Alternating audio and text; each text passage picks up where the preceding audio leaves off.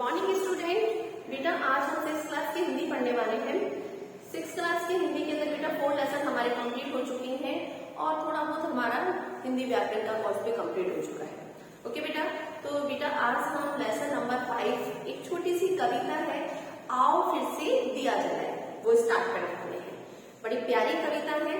इस कविता के माध्यम से जो कवि है वह हमें क्या समझाना चाह रहा है वो हम इसमें अध्ययन करेंगे। बेटा इस कविता में जो कवि है वह हमें समझाने की चेष्टा कर रहा है कि हमें देश में स्वतंत्रता तो मिली। स्वतंत्रता जानते हैं ना, जैसे हमारे देश में अंग्रेजों का साम्राज्य था तो अंग्रेज किस प्रकार से हमारे पर अत्याचार किया करते थे, कितना हमारे देश के लोगों पर टॉर्चर किया करते थे। तो जब हमारा देश, आज हमारा देश क्या हो गया है, आजाद हो गया है, लेकिन आज भी हमारे लोगों के बीच में, भारतीय लोगों के बीच में आपस में प्रेम जो है, उस प्रेम की जो प्रेम है वह बहुत कम होता जा रहा है। लोग एक दूसरे के प्रति घृणा के भाव उनके मन में भर चुके हैं।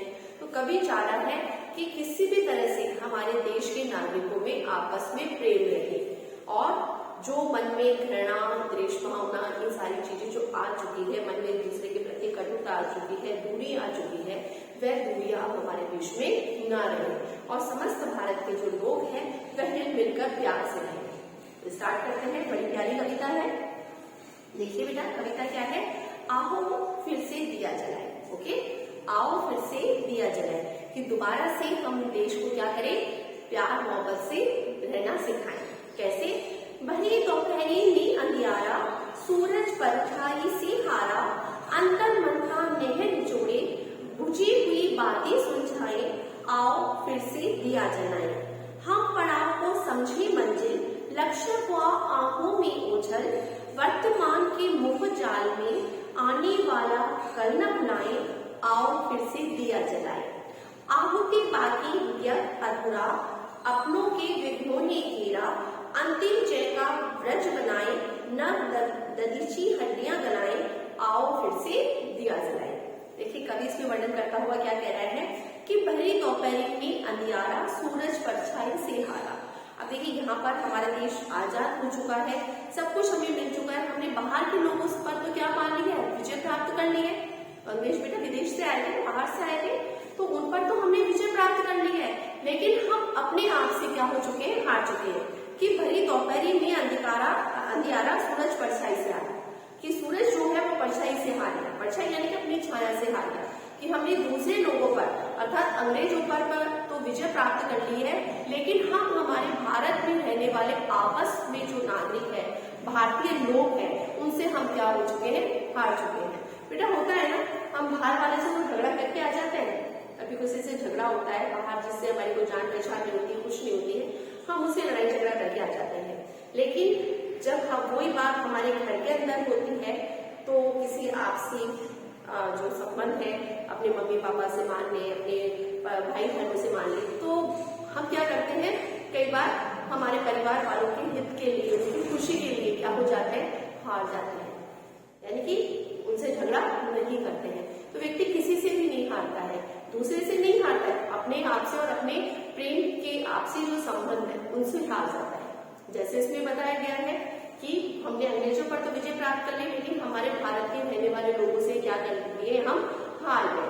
आप एग्जाम्पल दिया है कि सूरज परछाई से हारा, कि सूरज जो है वह अपनी ही परछाई से क्या हो गया है, उसने हार मान ली है, कि हमने अपने लोगों से ही क्या मान ली है, हार मान ली है। क्योंकि आपस में हमारे भारतीय लोग जो है वे एक दूसरे से क्या करते हैं, कभी धर्म के नाम पर, कभी और किसी बात को लेकर आपस में झगड़ा करते रहते हैं, लड़ाई करते रहते हैं, तो आपस में प्रेम भाव में नहीं रहा है। तो उसके लिए वो बोल रहे हैं कि आपस में हम प्रेम से रहे। अंतर मन का नेह निचोड़ी, बुझी हुई बातें सुलझाएं, आओ फिर से दिया जलाए। अंतर्मन का अभिप्राय क्या होता है बेटा, अंतर्मन का अभिप्राय होता है मन का अंधेरा, और यहाँ पर मन का अंधेरा क्या है, दूसरों के प्रति प्रेम की भावना रखना, यानी कि मन में जो अंधकार है, दूसरे के प्रति जो घृणा के भाव है, ईर्ष्या के भाव है, वो हमें क्या कर देने हैं, समाप्त कर देने हैं, वो सारी चीजें हमें भूल जानी है। नेह निचोड़ी, नेह यानी कि नेह का अभिप्राय होता है स्नेह, कि हमारे मन के अंदर जो हमारे किसी के प्रति घृणा, ईर्ष्या, द्वेष इत्यादि के भाव है, उन भावों को हम क्या कर दें, समाप्त कर दें, उन भावों को भूल जाए और हमारे मन में सामने वाले के प्रति क्या रहे, स्नेह। नेह यानी कि हमारे मन के अंदर सामने वाले के प्रति रहना चाहिए। सामने वाला कौन?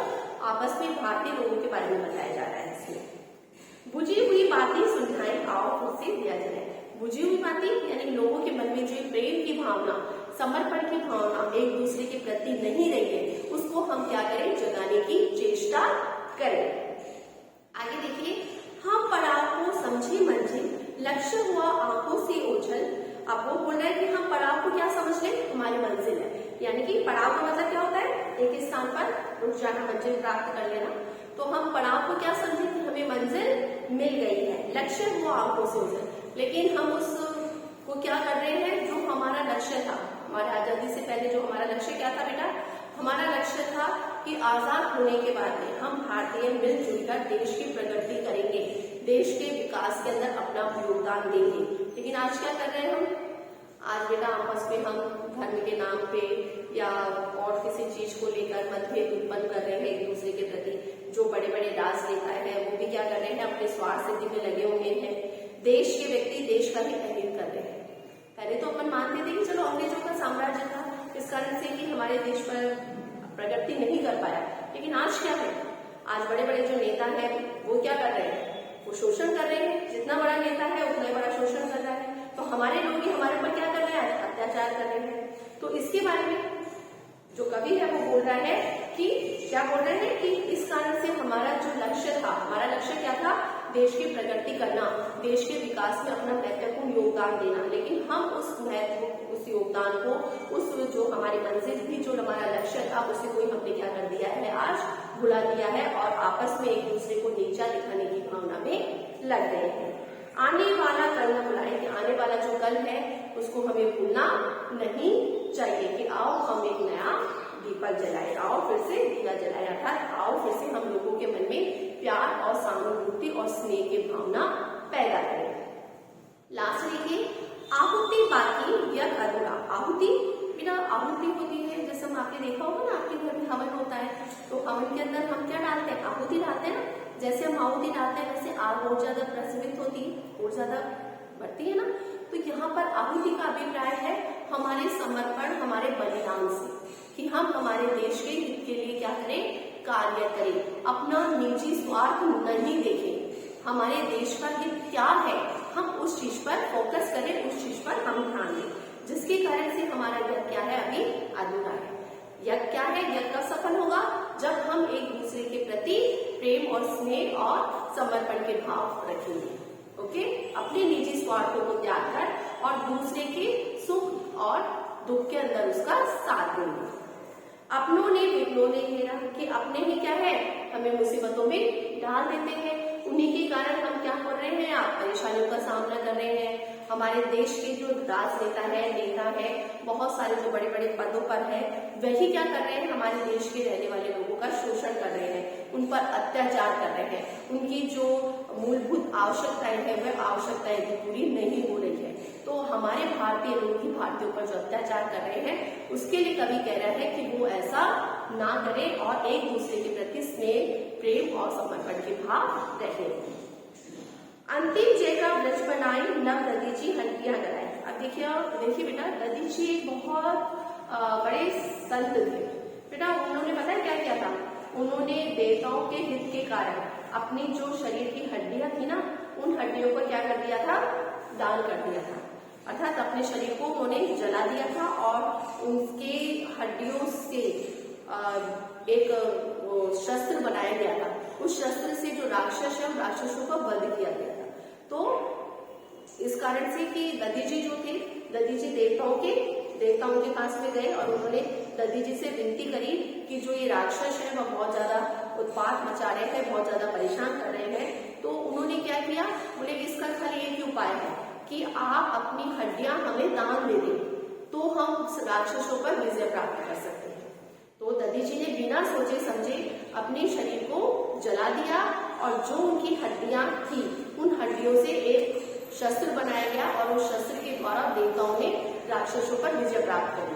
तो बेटा देखो, अपना निजी स्वार्थ नहीं देखा ना, आज तो हम अपना निजी स्वार्थ देख लेते हैं।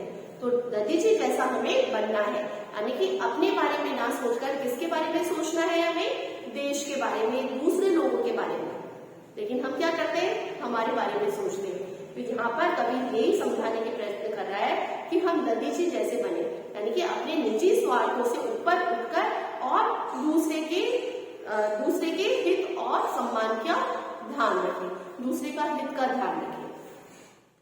आओ फिर से दिया जलाएं कि आओ फिर से हम क्या करें, एक नए देश की, एक नई समाज की, एक नए परिवार की क्या करें, स्थापना करें कि वो ही सारी चीजें जो हमने स्वतंत्रता के पहले सोची थी वह सारी चीजें हम दोबारा से करें। कि जो हमारा संकल्प हमारे राजनेताओं ने, जो हमसे बड़े बड़े जो व्यक्ति थे जो शहीद हो चुके हैं हमारे देश के हित के लिए, तो उनके हित के देखते हुए, उन लोगों का त्याग देखते हुए हमें क्या करना है, देश को आगे बढ़ाने का प्रयत्न करना है और आपस में स्नेह, प्रेम और सहानुभूति से रहना है। ओके बेटा, बहुत अच्छी कविता थी ना बेटा, बहुत प्यारी कविता थी ये। तो बेटा आज हम इतना ही पढ़ते हैं इसको। अब अपन जो है इस कविता की, पता है कवि कौन है, राजनेता महान कवि जो है अटल बिहारी वाजपेयी। अटल बिहारी वाजपेयी के बारे में जानते हैं ना, तो वो राजनीति के अंदर तो थे लेकिन एक बहुत अच्छे कवि भी हैं, तो उनके बारे में अच्छी कविता थी ना बेटा। तो चलो ठीक है बेटा, आज के लिए हम इतना ही करते हैं। नेक्स्ट वीडियो में अपन इस लेसन के क्वेश्चन आंसर करेंगे। ओके बेटा, good day, good bye, take care.